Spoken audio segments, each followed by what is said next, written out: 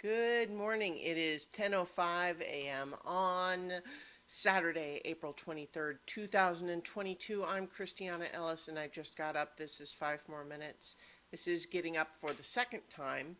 I went to bed relatively early last night and then Rocket woke me up at, 5:30 to go outside and get some breakfast. But then some prime sleeping in time. Went back to bed. Good stuff. Good stuff. So, uh, I watched I've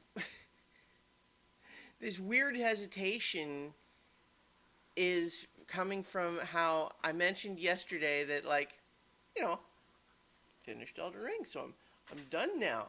But there, I think I've been playing it so consistently recently that last night there was this weird sort of feeling like when you go upstairs and you're expecting there to be one more step, and this feeling of like, wait, I'm not still playing Elden Ring?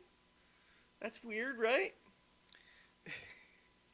So, what I actually did is, yeah, last night is I finished the audiobook of Stephen King's Pet Cemetery, which I had never read before. And then I also watched Who Framed Roger Rabbit because Mike and I are going to be talking about that one and Back to the Future in our next Watching 100 Movies episode. And yeah, I mean, those things were oddly enough somewhat contemporaneous in terms of their original releases. No, that's not quite true. When was Roger Rabbit had to have been like 87 or something. Let's see if I'm right. I'm going to just Google it right now. 88. I was close. And then Pet Cemetery was like 1983. So, but closer to each other there than either of them closer to now, right? Um, Pet Cemetery I thought was pretty good. I think it was one of the most highly regarded Stephen King's that I hadn't read before, right? And yeah, it was pretty good. What I was really surprised by though actually is the sometimes with those you feel like you've heard a lot of it. Like I knew the basics of the story, but the thing is like 80% of what I knew about the story only happens like in the last 15% of the book, which was surprising to me how much how lopsided it was in that regard. But overall, I thought it was really good and really scary, and yeah, so obviously not for everybody given the subject matter, but I thought it was really good. If you are a Stephen King slash horror fan that has just never gotten around to that one, I recommend it. Now, Who Framed Roger Rabbit, on the other hand, is just it's a classic, but in some ways, it's a good film, and I like it on that level. But part of what's really interesting about it, I think, is it's almost like a unique cultural artifact because it's hard to imagine it being made like it was at any other time or ever again. It was, in particular, what I'm talking about is the presence of both Warner Brothers and Disney characters.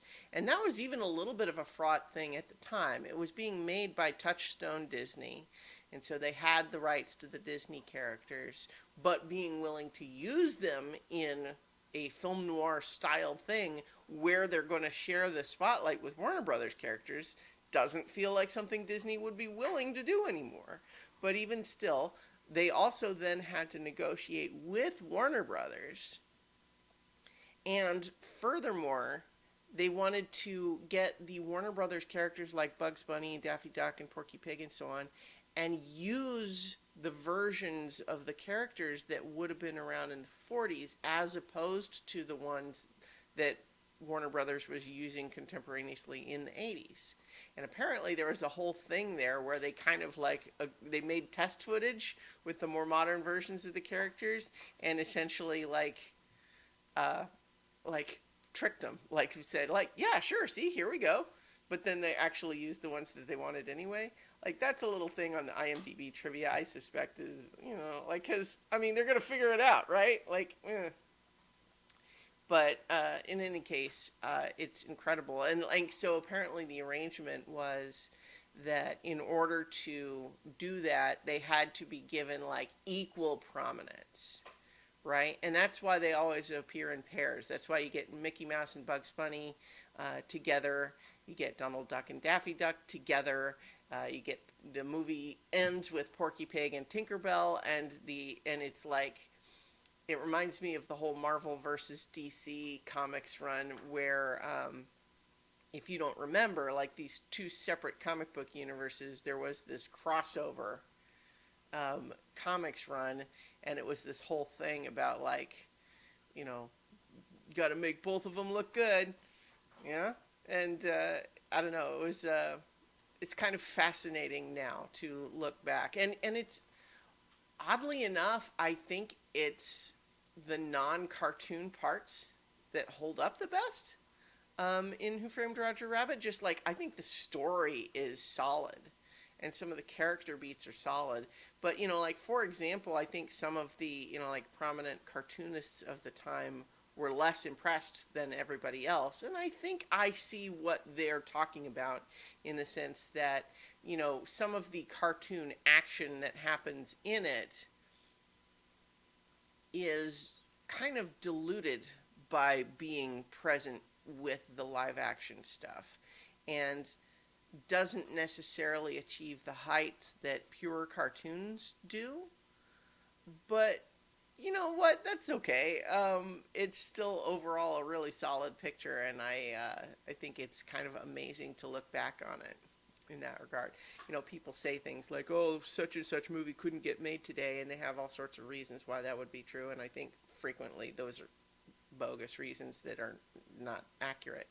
Meaning, like, you know, people talk about, "Oh, I couldn't make a movie today like that today," and then you can point to four that came out last year that are kind of like that. But in any case, that's an example, I think, of a movie that it feels like you couldn't make a movie like that today, not because of like cultural pressure, but just because the corporations that own the characters would never agree to it anymore. In any case, I'll leave it there, and I will talk to you all tomorrow for 5 more minutes.